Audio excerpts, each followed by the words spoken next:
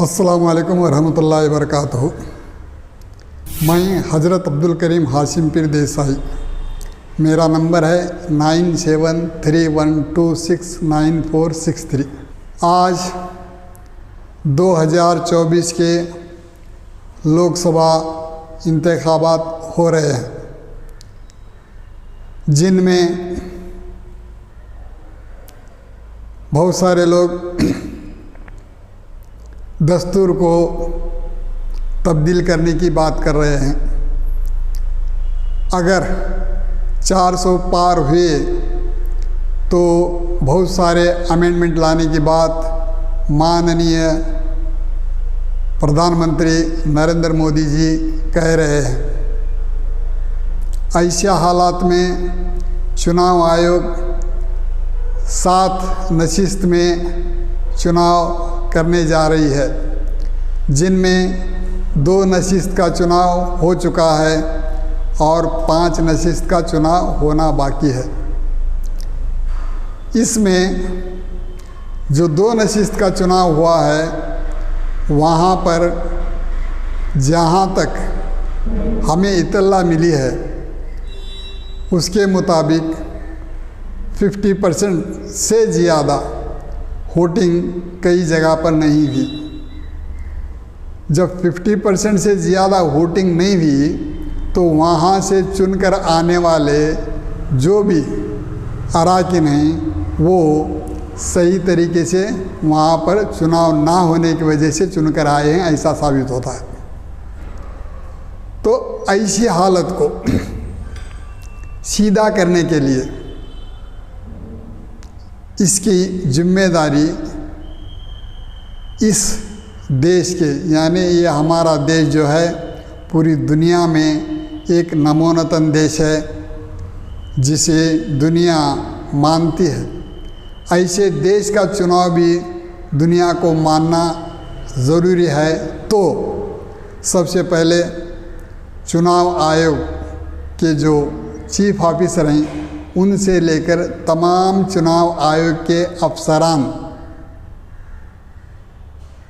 राष्ट्रपति से लेकर तमाम राज्यों के गवर्नर, प्रधानमंत्री से लेकर तमाम राज्यों के वजीर आला, सुप्रीम कोर्ट से लेकर तमाम कोर्टों के वकील, लोकसभा के 543 अराकीन से लेकर तमाम विधानसभा, विधान परिषद, राज्यसभा से लेकर तमाम इलेक्टेड रिप्रेजेंटेटिव, आप और हम तमाम इस देश के मतदाता हैं। अब जितने भी उम्मीदवार ठहरे हैं वो तमाम उम्मीदवार की ज़मानत जो है बराबर की ली जाती है। इसके बावजूद यहाँ पर मतदाता के साथ जुल्म कर रहा है। ये सही है या गलत? वो जुल्म कैसे हो रहा है? एक तो राष्ट्रपति जी हर रोज़ तमाम मीडिया को देखते हैं लेकिन कोई एक्शन नहीं ले रहे, तो राष्ट्रपति के होने के माने क्या है? इनके साथ तमाम गवर्नर अपने राज्य की तमाम मालूमात रखते हैं, इसके बावजूद एक्टिव नहीं हो रहे। इसकी वजह क्या है? सुप्रीम कोर्ट के जज से लेकर तमाम जज, वो भी मतदाता होने के नाते कई केसेस खुद दाखिल करके फैसला दे सकते हैं। चुनाव आयोग चुनाव तो करा रहे हैं लेकिन पार्शलिटी हो रही है, ये वो खुद बोल रहे हैं। कैसे? फलां जगह इतनी रकम जब्त की गई, फलां जगह उतनी रकम जब्त की गई, फलां जगह फलां खाना चला, फलां जगह फलां चला। तो इसमें से आज तक किसी को सजा हुई सो न्यूज़ अब तक नहीं आई। अब न्यूज़ बताने वाले वो भी पार्शलिटी कर रहे हैं।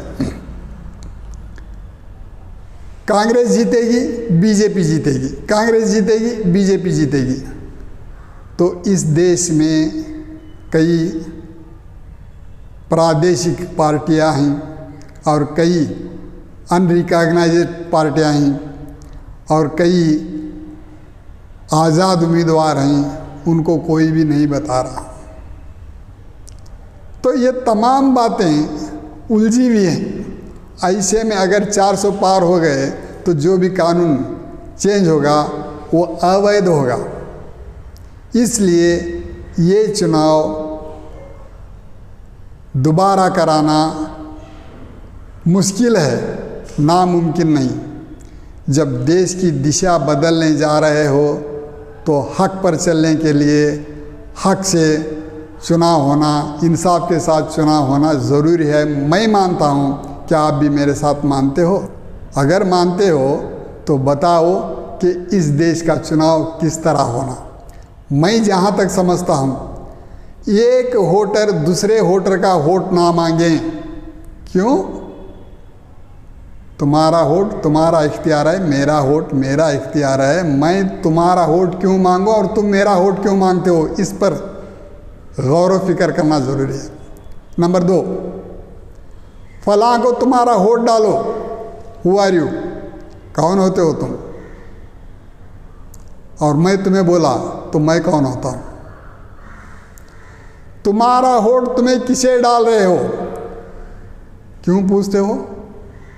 डायरेक्ट पूछने वाले पर केस होना चाहिए, जबकि टीवी वाले खुद तालीम याफ्ता होने के बावजूद हर एक को पूछते हैं तुम्हारा वोट किसे? निम्न मता यारी है। क्यों?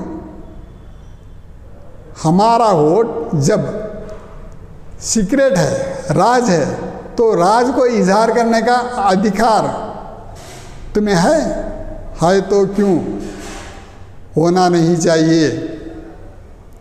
इसलिए इन बातों पर गौर करना ज़रूरी है। अब रही बात डिंगालेश्वर स्वामी जी, लिंगायत समाज के जाने माने स्वामी जी हैं। ऐसे स्वामी जी चुनाव मैदान में नहीं उतरते। वो अपने समाज पर हुए बेइंसाफ़ी को लेकर आवाज़ उठाकर नॉमिनेशन करते हैं, तो उनका नॉमिनेशन वापस लेने के लिए दबाव डालते हैं। क्यों? एक कैंडिडेट जब अपनी उम्मीद जाहिर करके उन्हें नॉमिनेशन करता है, उतनी तकलीफ उठाकर उसे वापस लेने पर मजबूर क्यों करते हो? ये चुनाव आयोग को सोचना है और हर मतदाता, इस देश के राष्ट्रपति से लेकर प्रधानमंत्री से लेकर अभी भी जितने भी नाम मैं गिनाया हूँ, उनको सबको सोचना है। चुनाव आयोग रस्म के लिए चुनाव करने के बजाय सही तौर तरीके से चुनाव करना ज़रूरी है। चुनाव आयोग नियम बनाया है कि 5 लोगों के साथ आकर नॉमिनेशन करो। नॉमिनेशन के वक्त पैसे वाले आज़ाद उम्मीदवार हो या किसी पार्टी के उम्मीदवार हो, जुलूस के साथ जाते हैं। तो जुलूस के साथ जाने का जो रवैया है, जिसके वजह से हम जैसे कैंडिडेट को, उम्मीदवार को शर्मिंदगी और एक तरह की लाचारी महसूस होती है। इस तरह का होना जुल्म है। रोड शो में बल प्रदर्शन, शक्ति प्रदर्शन, अरे तुम्हारी ताकत का तुम्हें प्रदर्शन करते रहे तो हमें हमारी ताकत का, हमारी ईमानदारी का प्रदर्शन कैसा करें? प्रदर्शन करना तुम्हारी दादागिरी है। दादागिरी को क्यों मौका दे रहा है चुनाव आयोग? हाँ, अगर ये संविधान में है तो उसे अब तक क्यों कैंसिल नहीं करे? देश के आज़ाद होकर 1947 में देश आज़ाद हुआ, 1950 में दस्तूर बना, इतने सारे अमेंडमेंट करे तो ये अमेंडमेंट क्यों नहीं करे? अभी भी आपके पास वक्त है। फौरन 543 लोकसभा के और राज्यसभा के अराकीन को बुला लेकर इन तमाम बातों को कैंसिल कराओ उसके बाद इलेक्शन कराओ तो इलेक्शन सही होगा, वरना आगे आने वाले जो भी तुम्हें अमेंडमेंट करेंगे वो तमाम अवैध होंगे। ये मेरा मानना है। क्या आपका भी मानना है? ये मेरा सवाल है। तो ऐसे सवालात और भी हैं जिनमें डिंगालेश्वर स्वामी जी का नॉमिनेशन वापस लेने लगाई हुई शक्तियाँ, ताकतें, कुव्वतें, वो दादागिरी, वो धनबल किसका है? कौन ऐसी दादागिरी कर रहे हैं? ये जांच करे बगैर चुनाव का होना या घोषित करना सही नहीं लग रहा। इसके साथ वाटाल नागराज जैसे मशहूर नेता बेंगलुरु साउथ लोकसभा से चुनाव लड़ते हैं, लेकिन वो चुनाव को ठहरे हैं चुनाव मैदान में ही। इसकी इत्तला आज तक किसी को नहीं मिली।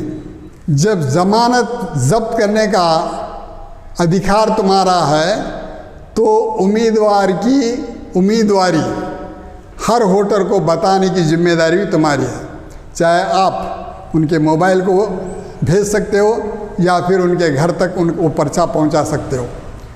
बेंगलुरु नॉर्थ में 25 कैंडिडेट ठहरे थे, किसी को पता नहीं, सिर्फ कांग्रेस और बीजेपी 2 कैंडिडेटों का नाम बताए। मीडिया वाले भी वही बता रहे हैं और उनके पास पैसा है, वो प्रचार कर रहे हैं, लोगों को भेज रहे हैं। हम जैसे लोग क्या करें?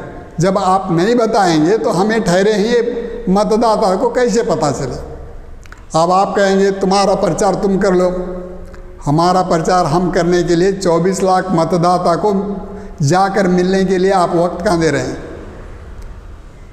नॉमिनेशन